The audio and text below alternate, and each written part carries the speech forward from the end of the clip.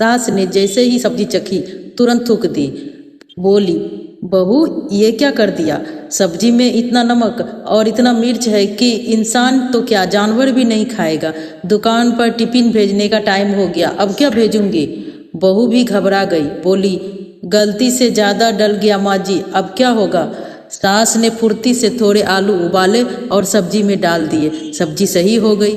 इस बीच सास बहू को डांट कर समझा रही थी। कुछ देर बाद बहू के माँ का फोन आ गया। सास ने उठाया और समधन से बात करने लगी। उधर बहू और ज़्यादा डर गई।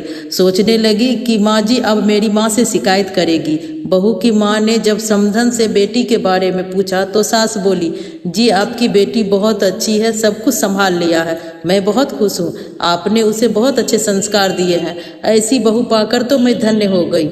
बहू ने जब सास को अपनी बड़ाई करते देखा तो भाव विभोर हो गई, आंखों में आंसू आ गए। उसने सास से पूछा, मम्मी जी मैं सब काम सही से कब कर रही हूँ? गलतियाँ कर देती हूँ, फिर भी आपने मेरी माँ से बड़ाई क्यों की? सास बोली, बेटा तुझे काम सिखाना मेरी जिम्मेदारी है। जब काम सिखाऊंगी तब हो सकता है तुझे डांट दूँ, क्योंकि मैं तेरी गुरु हूँ। लेकिन सीखना सिखाना, गलतियाँ करना, ये हमारे घर के अंदर की बात है।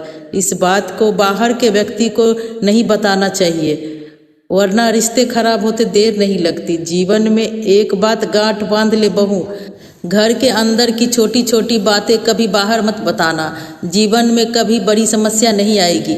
यह बात मेरी सास ने मुझे सिखाई थी, आज तुझे बता रही हूँ। बहू आंखों में भर आए आंसू को रोकते हुए बोली, बस ऐसे ही आप मुझे माँ बनकर सिखाते रहिए, मैं सब सीख जाऊंगी। सास बोली, क्यों रो रही है? बहू बोली, नहीं बस आप में आज माँ की झलक नजर आ गई। सास बहू के सिर पर हाथ फेरते हुए बोली, माँ ही तो हूँ तेरी, मेरी बात का बुरा मत माना कर।